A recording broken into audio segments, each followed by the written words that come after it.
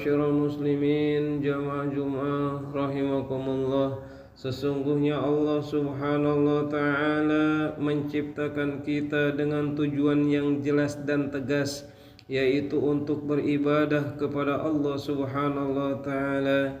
Hal ini sebagaimana yang telah Allah subhanahu wa ta'ala firmankan dalam firman-Nya, wa ma khalaqtul jinna wal insa illa liya'budun, dan aku tidak menciptakan jin dan manusia melainkan supaya mereka mengabdi kepadaku.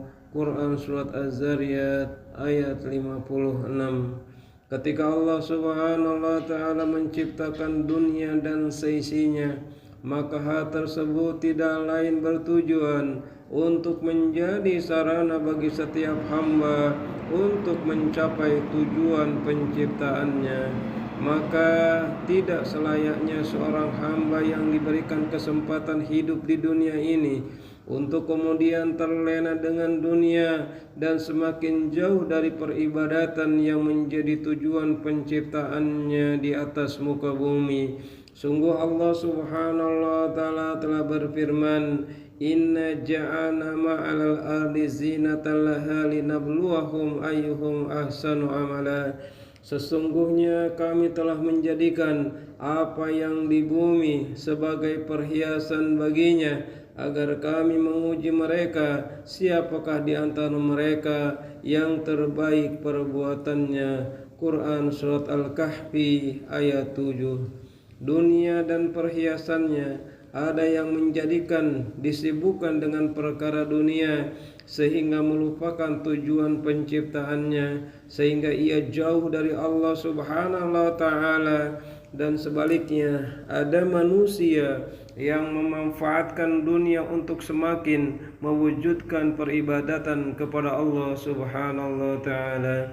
Ma'asyiral muslimin jamaah Jum'ah rahimakumullah. Dunia tidaklah terlarang untuk dinikmati selama kita tidak lupa tujuan penciptaan kita, yaitu untuk beribadah dan bertakwa kepada Allah subhanahu wa ta'ala. Karena Nabi Muhammad sallallahu alaihi wasallam sendiri berdoa, Allahumma la taj'ad dunya akbara hammana wa la yablugha ilmina. Ya Allah, janganlah Engkau jadikan dunia sebagai impian kami terbesar serta pengetahuan kami yang tertinggi. Oleh karena itu, dalam banyak kesempatan Nabi Muhammad sallallahu alaihi wasallam mengingatkan kita umatnya untuk memanfaatkan kesempatan yang diberikan oleh Allah subhanahu wa ta'ala untuk bisa menjadi yang terbaik di sisi Allah subhanahu wa ta'ala. Nabi Muhammad sallallahu alaihi wasallam bersabda, Igtamin khamsan qabla khamsin, sababaka qabla haramik, wa sihhataka qabla saqamik, wa gina'aka qabla faqrik, wa faragaka qabla syuglik, wa hayataka qabla mautik. Manfaatkan 5 perkara sebelum datang 5 perkara, masa mudamu sebelum masa tuamu, sehatmu sebelum sakitmu, kayamu sebelum miskinmu, waktu luangmu sebelum sibukmu, hidupmu sebelum matimu. Ma'asyiral muslimin rahimakumullah, kita tentu sadar bahwasannya kehidupan masing-masing kita stabil, dalam arti bahwa kita tidak senantiasa memiliki harta berlebih, kita tidak senantiasa sehat, kita tidak senantiasa mendapati waktu luang, bahkan yang lebih jelas adalah kita tidak akan selamanya hidup.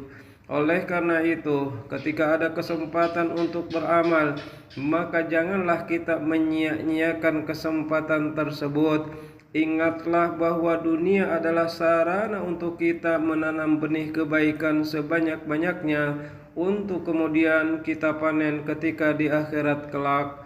Maka ketika kita sadar bahwa kesempatan yang kita miliki di dunia ini terbatas, maka janganlah kita terpedaya, bahkan hendaknya kita berlomba-lomba untuk memanfaatkan kesempatan yang Allah subhanahu wa ta'ala berikan kepada kita, tidak bersantai-santai. Allah subhanahu wa ta'ala berfirman, wasari'u ila magfiratin min rabbikum wa jannatin arduhas samawati wal ardh uiddat lil muttaqin. Dan bersegeralah kamu kepada ampunan dari Tuhanmu dan kepada sorga yang luasnya seluas langit dan bumi yang disediakan untuk orang-orang yang bertakwa. Quran Surat Ali Imran ayat 133. Demikian juga firman Allah Subhanahu wa ta'ala, sabiquna ila magfiratin min rabbikum wa jannatin arduha ka ardis samawati wal ardh uiddatil ladzina amanu billahi wa rasulih dzalika fadlullahi yu'tihi may yasha wallahu dzul fadzil azim. Berlomba-lombalah kamu kepada mendapatkan ampunan dari Tuhanmu dan sorga yang luasnya seluas langit dan bumi yang disediakan bagi orang-orang yang beriman kepada Allah dan Rasul-Rasulnya. Itulah karunia yang Allah berikan kepada siapa yang dikehendakinya, dan Allah mempunyai karunia yang besar. Quran Surat Al-Hadid ayat 21. Allah Subhanahu wa ta'ala juga berfirman, Fastabiqul khairat, maka berlomba-lombalah dalam berbuat kebaikan. Quran Surat Al-Baqarah ayat 148. Allah Subhanahu wa ta'ala juga berfirman, wa fi dzalika falyatanafasil mutanafisun, dan untuk kenikmatan akhirat yang demikian itu hendaknya orang berlomba-lomba bersaing. Quran Surat Al-Mutaffifin ayat 26. Ma'asyiral muslimin rahimakumullah, kesempatan bersaing di atas muka bumi ini dalam beramal soleh sangatlah terbatas. Maka perlombaan berlaku di atas muka bumi ini. Dalam perlombaan tersebut akhirnya manusia terbagi menjadi 3 golongan, kata Allah.